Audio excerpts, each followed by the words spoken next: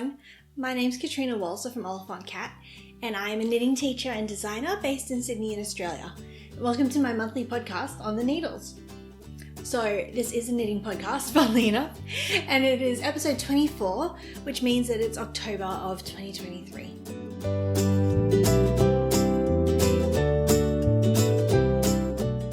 So before we begin, in the spirit of reconciliation, I would like to pay my respects to the traditional custodians of the land on which I stand, the Darug people.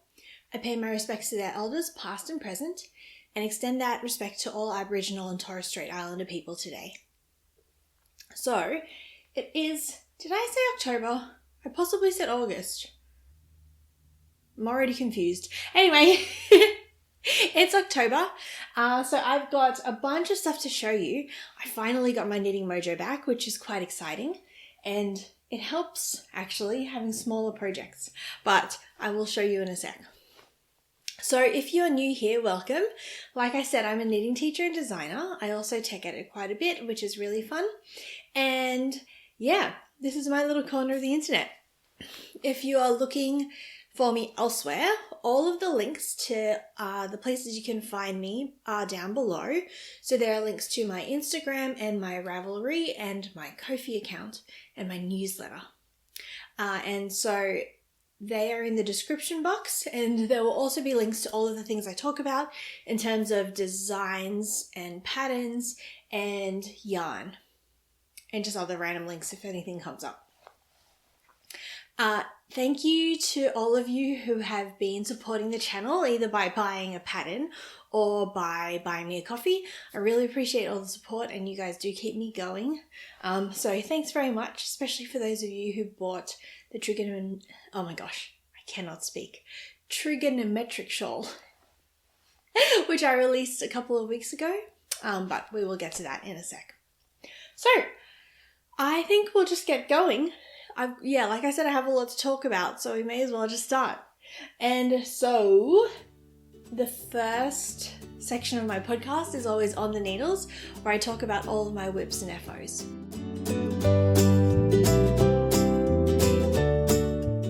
Okay, so the first FO I have to talk to you about today is what I'm wearing, which is my swirl topper jumper.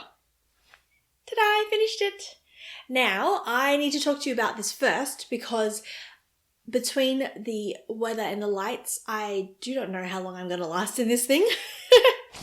So it may come off somewhere through the episode, but for now, let's just have a chat about it. So, last time I spoke to you, I was about here. I think I had just finished the cable chart. And so the full thing is quite cropped, so I'll try and stand up and show you, but it ends about here. So it's like, sorry, I should stand up straight. It's sort of halfway between my waist and my belly button. And the main mod that I forgot to mention last month is that actually the pattern is for what's essentially a t-shirt, but I have turned it into a jumper. So after I finished the yoke, it was no, that's not true. I was about to say it was pretty smooth sailing, but it turned out not to be, which is surprising given how simple the rest is. It should just be stockinette. But there are a couple of things that confused me about the pattern. So first off, you finish the yoke and then you do some short row shaping. If you've never done short row shaping on a jumper, essentially what it is that you do some short rows in the back of the jumper, and that helps you raise the neck. So a lot of the time when you're making top-down jumpers, the back neckline tends to drag down when you're wearing it. And so to help with that, a lot of patterns will have some short row shaping in the back, which adds a little bit of extra length to the back and helps raise the neckline up so it sits level with the front, or even a little bit higher. Now the thing is that most jumpers that I've worked on, these short rows, when you're going top down, start quite long and get shorter as you go down the jumper. So you essentially get what's an upside down trapezium shape that you've added in, and then you keep working in the round.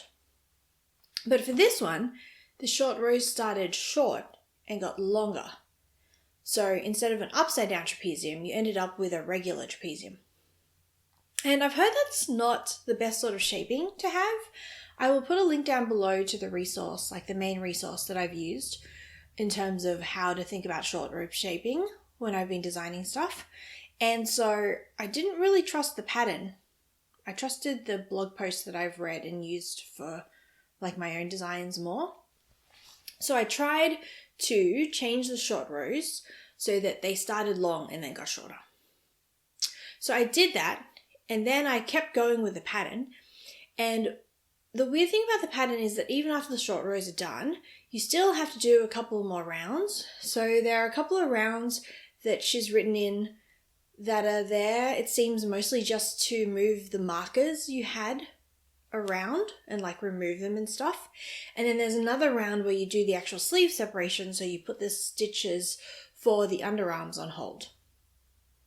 And so that meant that after the bottom of the cable chart on the yoke, there was still another good inch and a half of knitting. And so I tried it on, and usually I try and aim for my underarm, like the sleeve separation, to be sort of quite like in the middle of my bust, like either just above or right on my bust line. But when I tried on what was meant to be the finished yoke, it was basically like under my like bust line. It was sitting right on the bottom of my bra. And so the sleeve separation was like all the way down here, and it just didn't seem right. And I don't know why, because my gauge swatch seemed to think that my stitches were off, but the rows were correct. So the length should have been what it was meant to be in the pattern. So it was all a little bit confusing. So I frogged back to the bottom of the cable chart, and then I changed the short rows. So it turns out that I had changed the short rows incorrectly.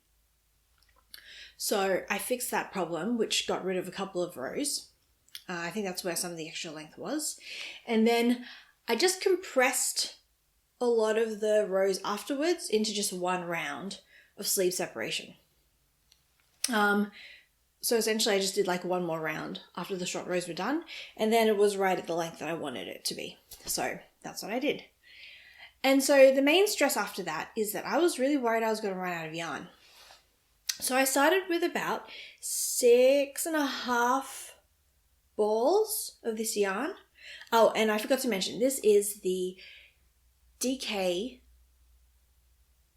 non-superwash merino from Stitchcraft and Wizardry.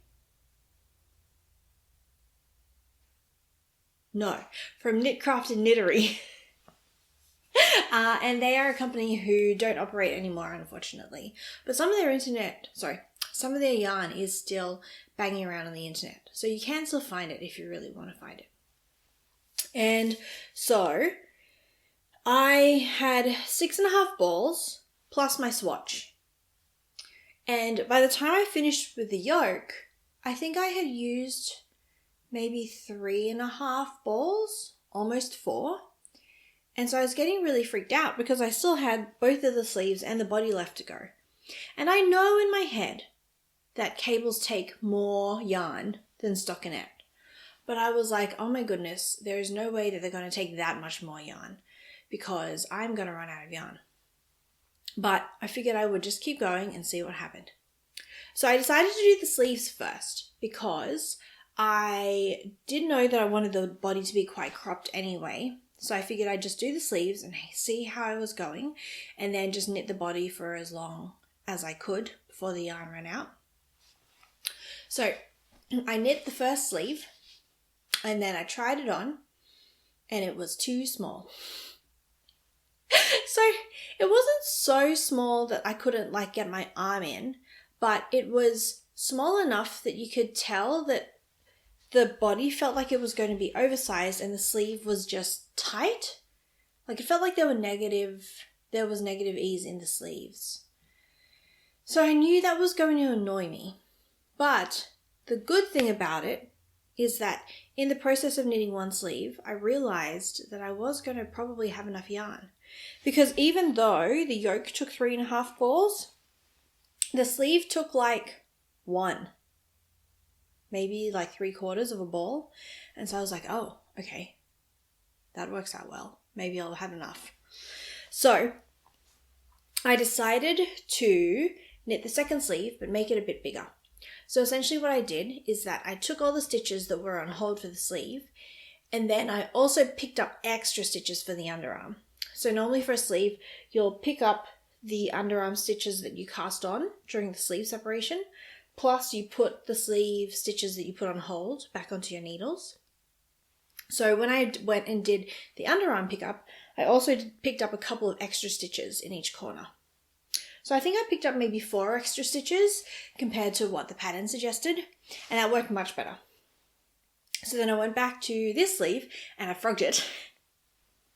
And I did the same thing so that the sleeves were the same size. But then obviously because I was making the sleeve bigger, it meant that the yarn was going to run out.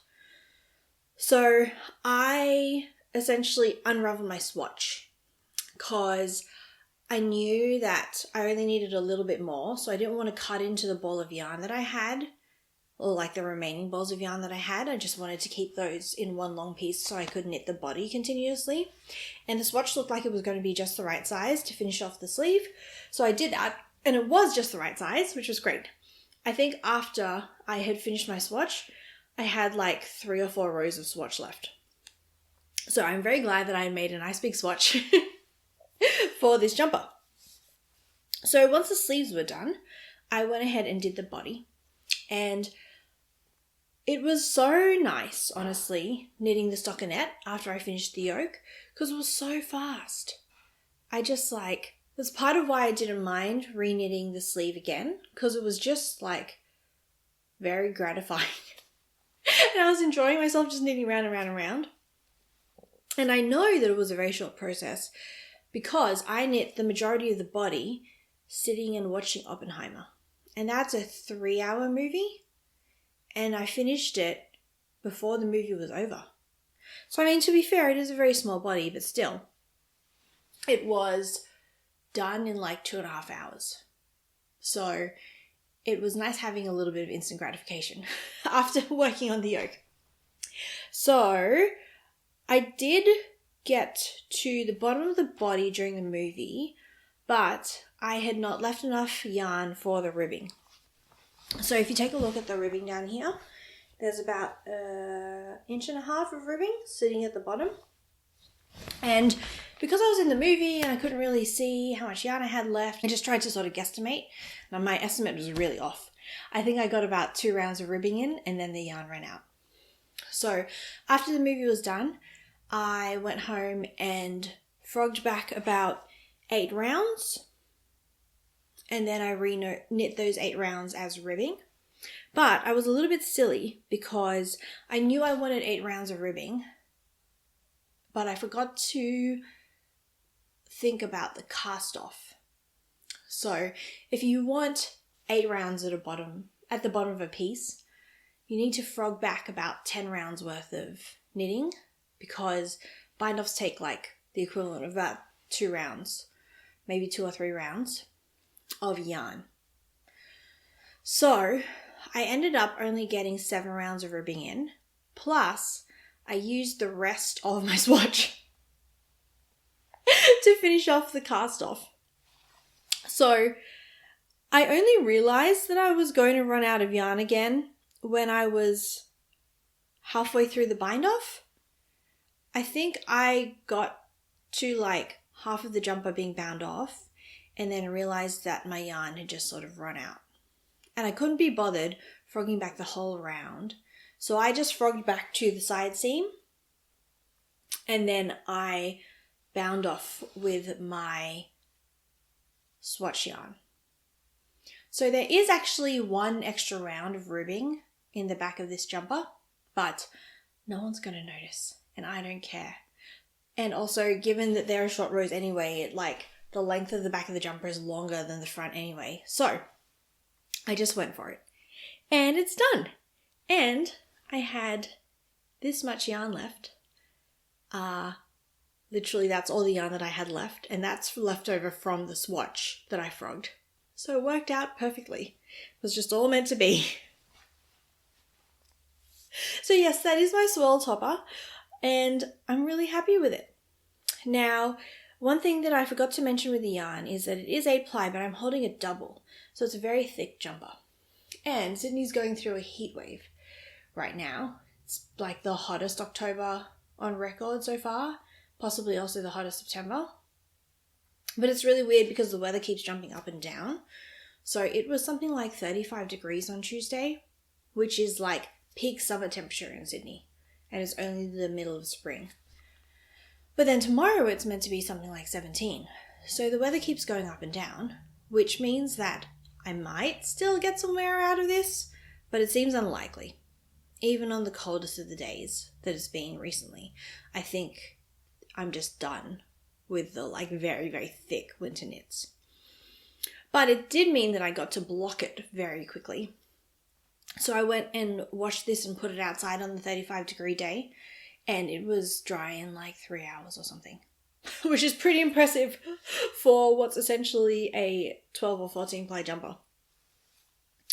So it is done and it's blocked, and I shouldn't be surprised, but the blocking worked wonders. I was a little bit worried when I first finished it that it wasn't going to fit exactly how I wanted. This top bit here kept scrunching up, which I think it's doing a little bit right now, but it was doing it heaps more. So I think it's something to do with the way that I added the increases in from the turtleneck into the top of the yoke. But I don't mind it too much, and now that it's blocked, it's just relaxed quite a bit. So it just sort of relaxed everything out. The fit's a little bit better and a little bit bigger. And I'm just really happy with how it went. And the last little detail is that last episode I was talking about the ribbing because I was trying to figure out which way I liked the ribbing in the turtleneck better, because I did a 2x1 rib in the turtleneck as opposed to a 2x2 rib, which means that the inside of the turtleneck looks different to the outside of the turtleneck. But I decided that I do like it folded down so that you can see both styles of ribbing. There's this bit here at the top, and then also the bit at the bottom like bleeds into the cables. But it did mean that I had to make a decision at the bottom of which direction of ribbing I wanted to have facing out, because I needed to choose if I wanted the side where there were more pearl stitches or more knit stitches showing. So I decided I'd do the pearl stitch side on the bottom, just so it matched the folded over bit at the top. So if you want to see any of those mods, I do have a Ravelry page where I put up all of the details, so I'll put a link to that down below. Okay, my next finished object is my baby blanket that I was showing you last month. So this is the Slips and Splotches baby blanket, which is a pattern I designed for Knit Now, who are a magazine in the UK, and it is also self-published now. So here she is. This is knit out of various 8-ply cottons. So the yellows and the white are 8-ply cotton from Bendigo Wool & Mills, and the red is from We Are Knitters. So the blanket is all knit with slip stitches. That's how you get the colour work effect, and it's really nice because it means you only have to work one strand at a time. But there is a lot of yarn management going on because you keep all of the yarn attached, plus you have a separate ball of yarn attached on the sides, well, on the like end of every row, so you can do the border in the main colour. So there was a lot of yarn management going on, and I did a little bit of it on screen last episode, so feel free to go back and look at that if that's something you want to see or that you're curious about. But it was pretty quick to finish after I showed it to you last time.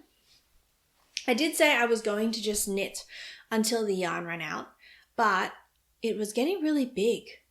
So I was like, this is taking forever. Why am I getting so bored of it? And then I sat down and measured the blanket, and it was already square.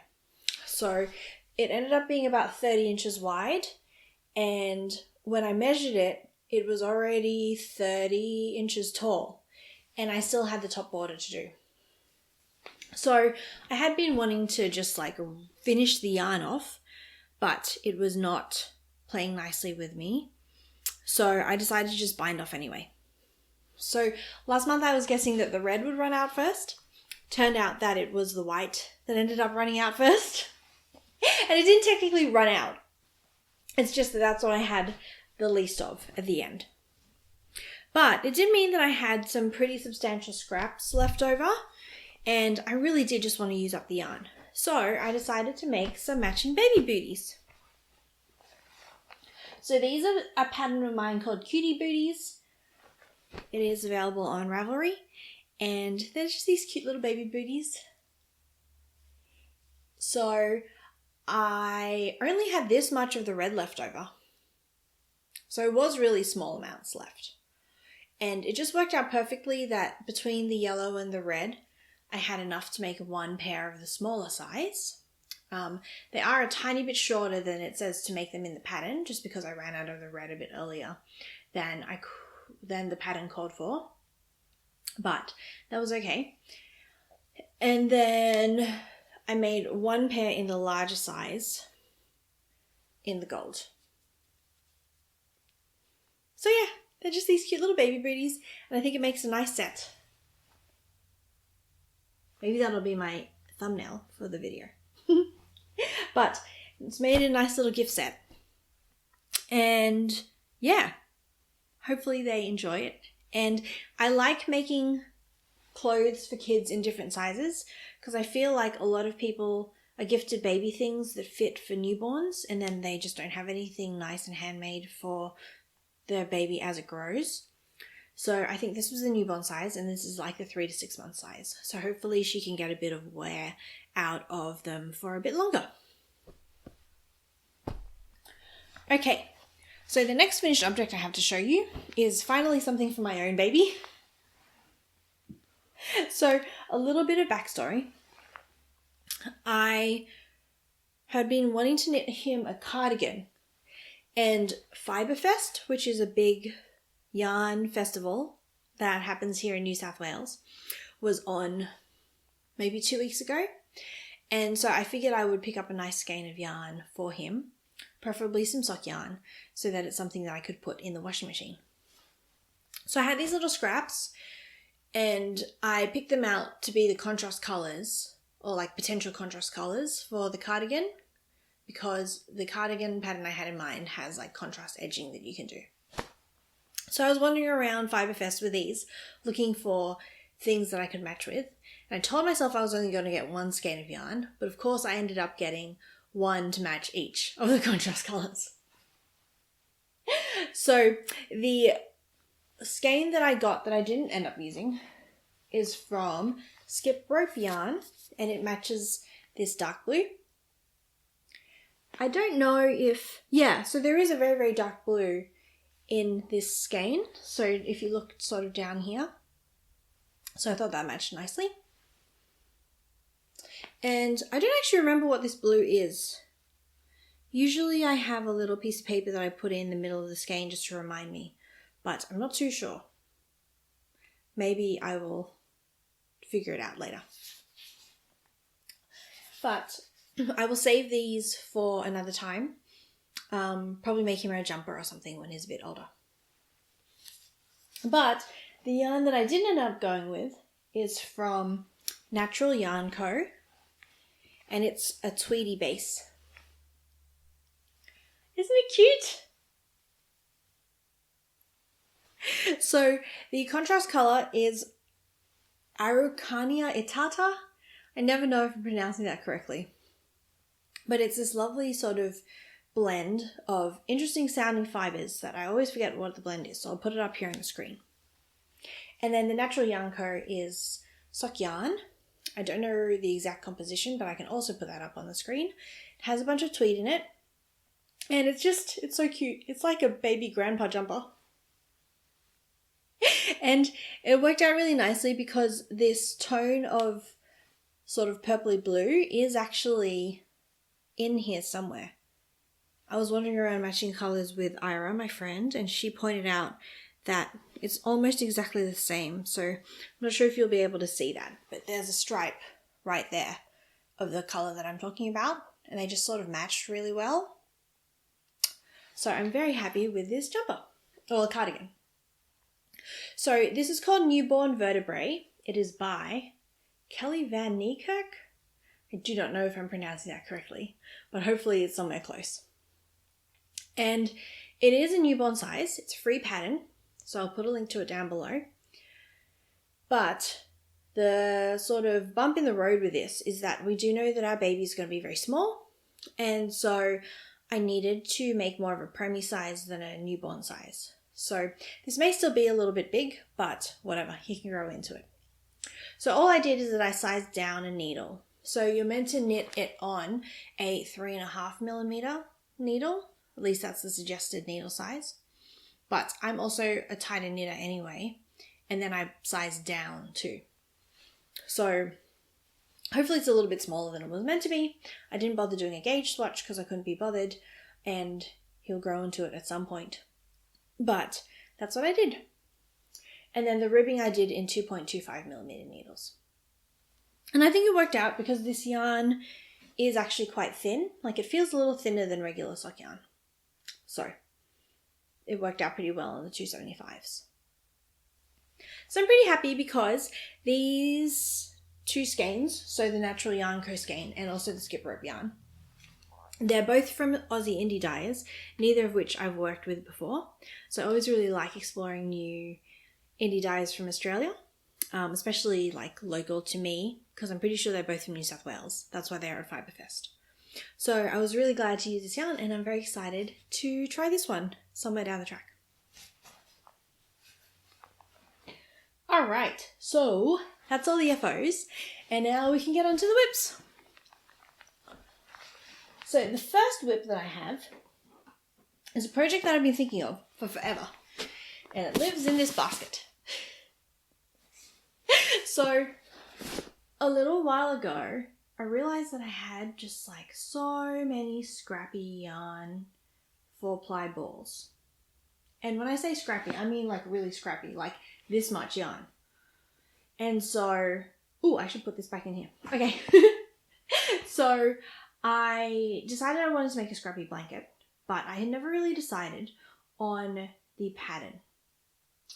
And so we were staring at scrappy blankets on the internet, and my husband has a bit of a better colour sense than I do, just in general, because his main hobby is painting. So I feel like he's just developed his eye for colour a little bit better than I have. So he was staring at all my scraps, and first off, what I did is that I pulled out all of the yarn that at least looked tonally similar. So I can't show all of it to you right now because there's heaps. But I took a picture of basically all of it. So I'll put it up here on the screen.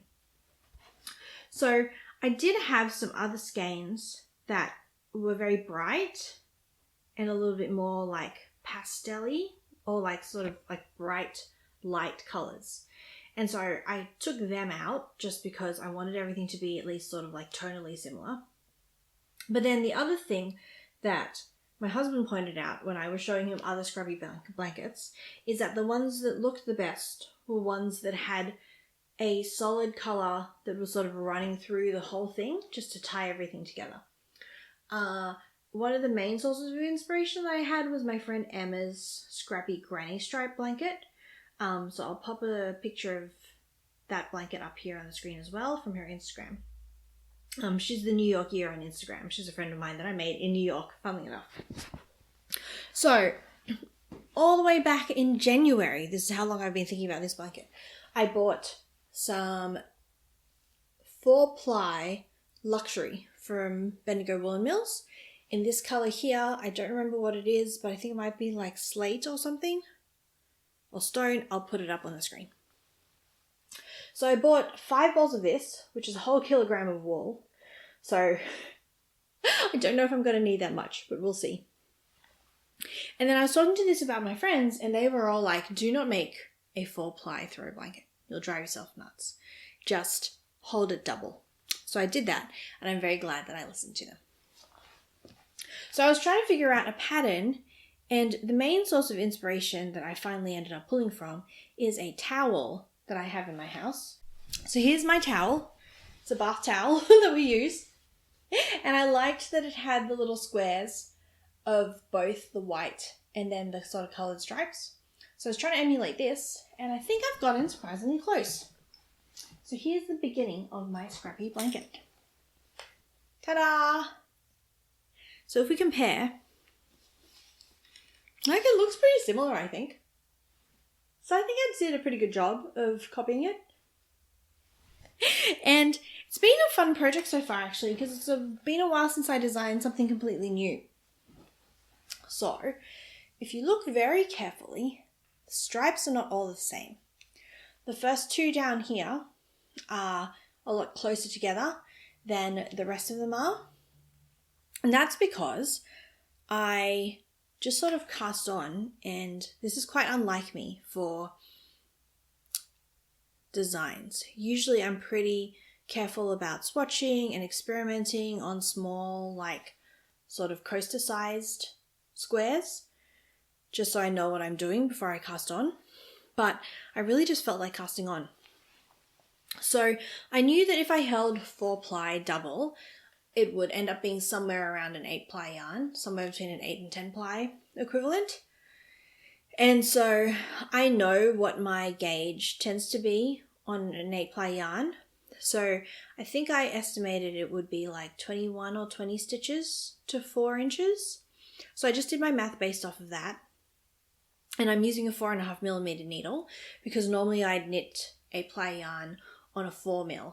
So I figured I'd size up just to see if I could make it feel a bit more drapey, and just in case it ended up being a little bit thicker than 8-ply. So I did my math and I ended up casting on 250 stitches, and it's almost as wide as I wanted it to be. I was aiming for about 50 inches because that's what the internet told me a throw blanket tends to be. I think the dimensions I saw were 50 by 60 inches. So it's ended up around 49 inches wide, maybe 49 and a half. So it's pretty bang on for not actually doing any swatching. And then I was just making up the pattern as I went. So I knew what I wanted the coloured blips to look like. And so those are all the same. But I was mostly having to experiment with how to do the grey, which is why these two rows are so much closer to each other than the rest of them are, because I had a different style of grey stripe for the first couple of stripes. Now, interestingly enough, there are still a couple of different versions of the grey stripe further up, but they're not very noticeable, like the differences. And I don't want to go into too much detail about how they're all done, but I did put the instructions for what I finally decided on in my Ravelry page. So if you do want to make this blanket, I'm not planning on making it a pattern, but I put notes up on my Ravelry page so you could just make it if you want. I will say it's ended up being quite a bit more dense than I thought it would be, mostly because the way that you do the stripes is that I'm doing them with slip stitches because I didn't want to do colour work. So you only work with one yarn at a time. And so I have a bunch of slip stitches that run between each of the coloured blocks for the colour yarn. And that just tends to make the material a bit more dense. So I was considering sizing up one needle just to see what that would look like. But honestly, I can cope with the fact that it looks a bit different at the start, because on a 60-inch blanket, you're really not going to know the difference in the first couple of inches. But I don't think I can cope with the blanket being a certain width and then suddenly getting wider, which is what would happen if I went up a needle size. So I'm just going to keep going as is, and then hopefully it'll block out a little bit and maybe get a little bit drapier, but even if it doesn't, I am fine having a woolly lap blanket. So the way that I've been thinking about color management for this, so if you look all the way along, I do change colors mid-row in some places. So here are some color changes. So I thought I was going to be all liberated and just like have a bunch of yarn that was tonally similar that I could just sort of like randomly grab out of the basket and just sort of leave up to chance. But I'm too much of a control freak to do that, it turns out. So I am trying to be a bit more free with colors that I would normally like not put together, but I do have some rules that I'm following. So first off, I'm alternating stripes in terms of whether I use solid or variegated yarn. So each stripe of contrast color is solid and then variegated and solid and then variegated. And that's true all the way down the row, even if I change colors mid-row. And then the other thing that I've done is I've sort of segmented the blanket into thirds and halves. So I don't have my markers in right now, but I'm going to put markers in to remind myself where the 2 third points are, which, like, if you look at this stripe right here, it's 3 different colors. So it's brown and then purple and then orange. And then I also have some stripes where it changes color just halfway through. So like this one right here. So I'm trying to be a little bit more just regimented about where I change the colors so that it's a little bit more even. But I don't know if I'm going to do that all the way through because I do think it's a little bit unnecessary. Plus I would really like to use all of the scraps. So if I have any scraps that are very, very small, I might just let them sort of like, I might just figure out how far through the row I can get with them and then just knit that much and change colors midway. Regardless of whether it's at a third point or a half point or whatever. I do think it'd be nice to do some stripes where it changes like a third of the way through and then the other 2 thirds are only one color as opposed to having like 3 colors in one row. So yeah, it might be nice to just be a little bit more flexible about where the colors change.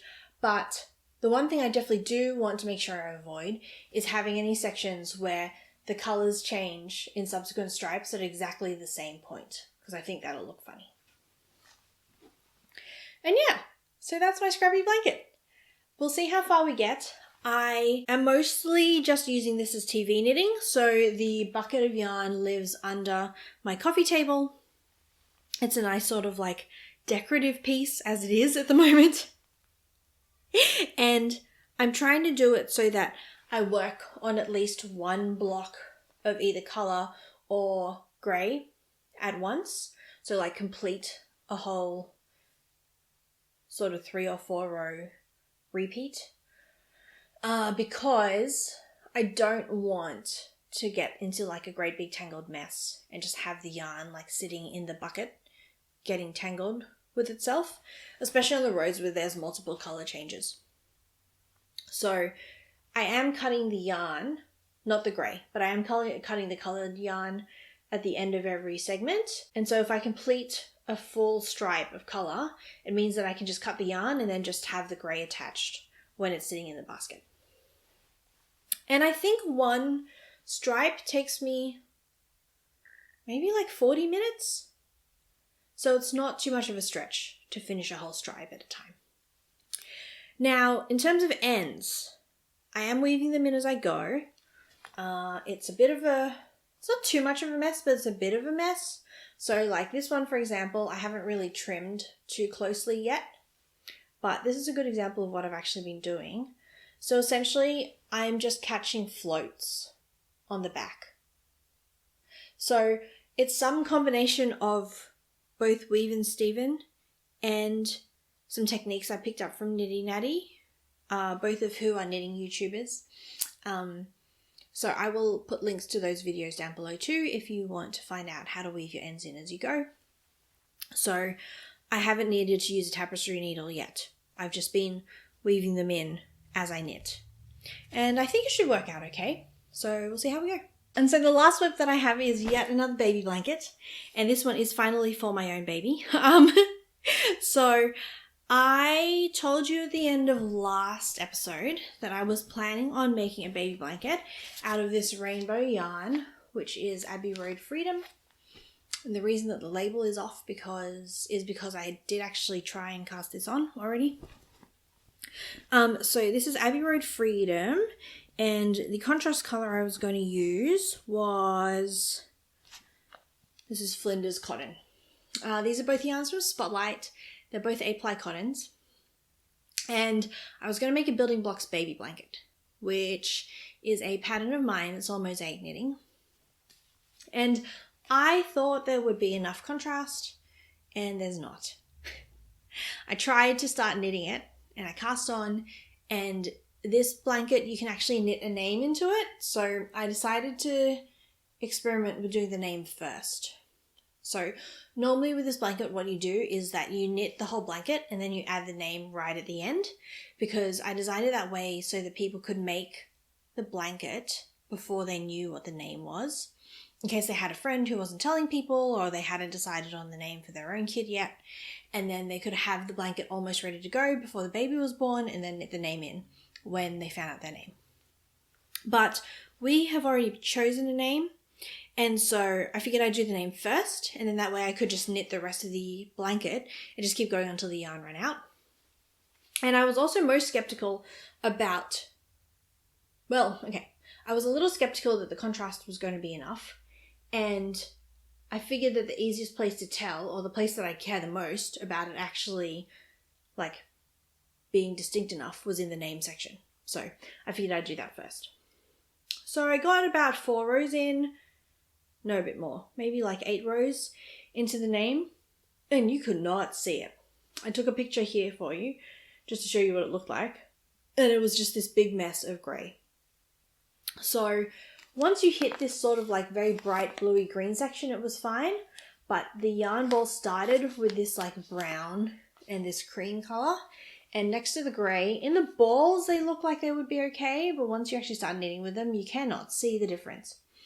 Like, they're obviously 2 colours, but you lose all the detail. So I do still really like this yarn, and I do want to make him something out of it because I really like the colourway. So if anyone has suggestions for a baby blanket I can knit that will look nice with a very variegated yarn, please let me know. Because it feels like all the baby blankets that I've seen online, and that I've even designed myself, are very dependent on texture or lace or just some sort of stitch pattern. And I'm skeptical that this is going to work with any sort of stitch pattern. So one option that I do have is I was thinking of making a rainbow baby blanket, which is a pattern of mine that's mostly stockinette. And that's written for an 8-ply yarn in a neutral colour that you hold double with a rainbow slub yarn. And it's just stockinette, just to let the yarn like be the main attraction or focal point. So I am considering just buying some plain slub yarn and holding a double with this and maybe making one of those. So that is one option. But if anyone else has any patterns in mind that they can think of that they've either knit or seen knit in variegated yarn for a baby blanket, please let me know because I'm very interested in finding out. But what I did instead is I went and bought a solid contrast colour. So this is a new yarn to me. It is Rowan Summerlight DK, and it is 100% cotton, and it's so squishy. It's lovely. So I frogged back. I saved my cast on because I couldn't be bothered casting on again, and I started it in the green and the grey, and it's coming out way better. So this pattern is always a little bit tricky to see when you're in progress, but at least it has some contrast. And I am intentionally just showing you the corner here because I have begun on the name in the middle and we aren't telling people what his name is yet. So I'm going to keep that to myself for now. But that's what it's looking like so far. And hopefully it won't take too long to grow. And I think all the stitches might have just fallen off the needles. But I will salvage them while I talk.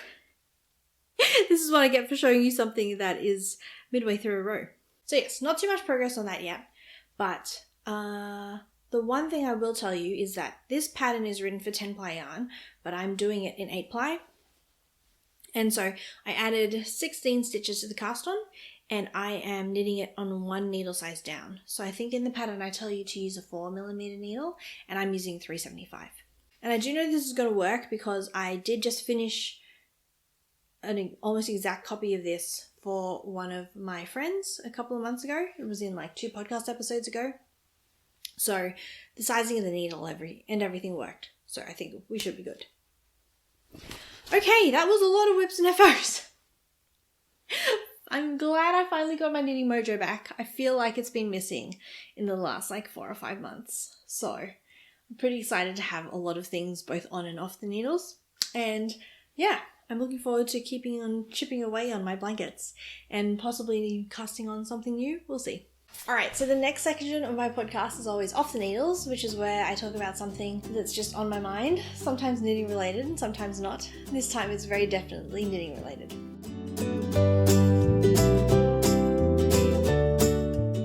So I have a couple of patterns to show you that I have released in the last month since I last spoke to you. So the first one is called the Lapland Cushion, and it is a Christmas tree cushion.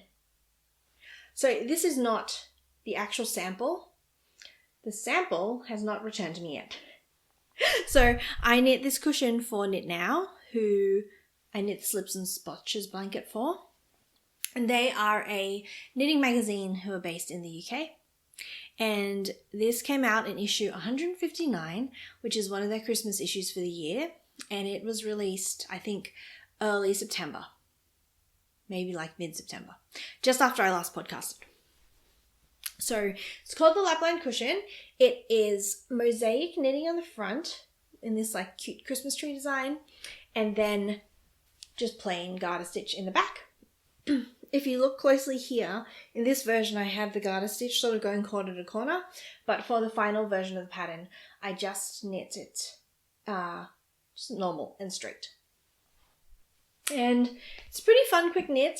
It is also 8-ply held double, mostly because I initially had it, like this was the first version I made last Christmas, and I just made it for myself. So it's actually a single strand of Merino Magic Chunky, which is a yarn from Heirloom, for the green, and then 2 strands of 8-ply BWM Luxury held double for the cream colour.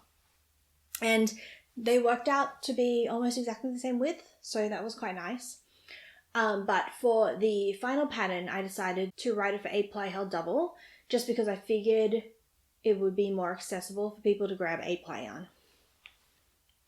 So the yarn itself for the final sample, which I'll put a picture of the sample on here, they always do a really good job of photography in Knit Now.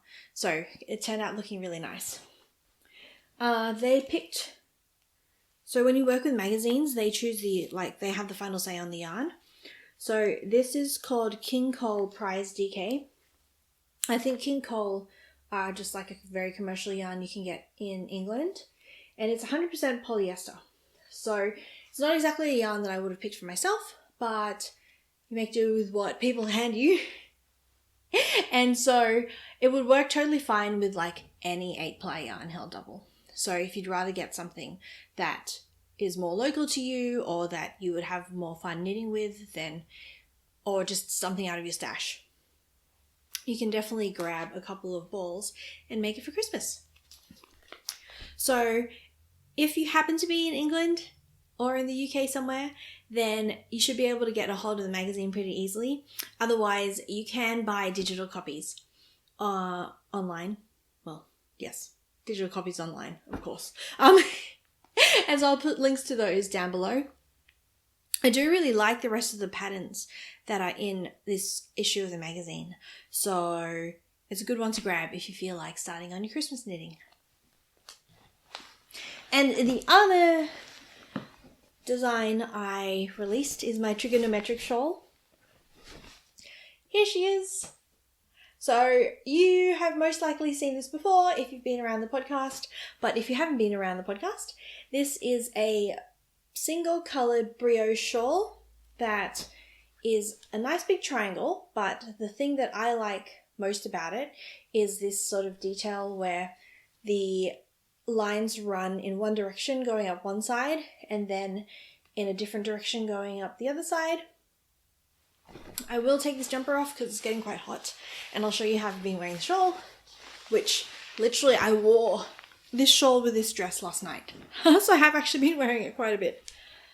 So I just plop it on like a triangle and it sits like this. So it's a nice big snuggly shawl and it keeps me nice and warm. So the yarn is 8-ply Polworth from By Corolla Down Under. She is a local dyer here in New South Wales, and she has kits for the yarn, so you need 4 skeins of yarn for it. So you can buy those on her website, and the pattern is available on my Ravelry.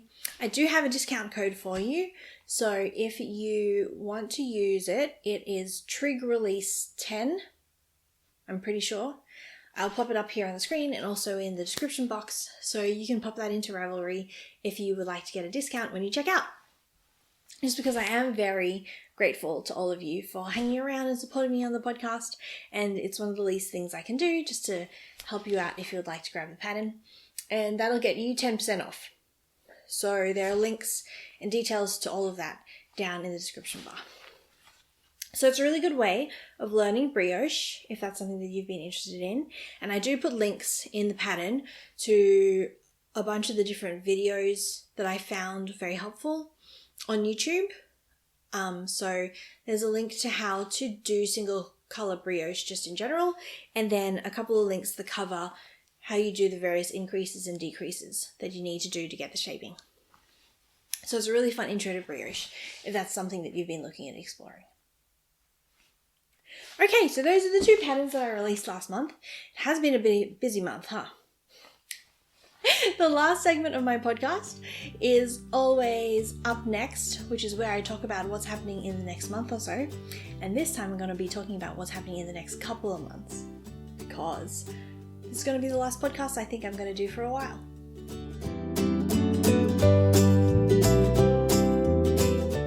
So the main focus for the next month is that I'm having a baby. It feels very weird to be able to say that with that amount of clarity, or like that amount of certainty, because, you get a due date and then the baby can come anywhere in the 2 weeks preceding that and the 2 weeks after that. But we are pretty sure he's going to come early because the doctors think that they're going to have to fish him out a little early because he has some ongoing health issues, which I don't want to go into too much.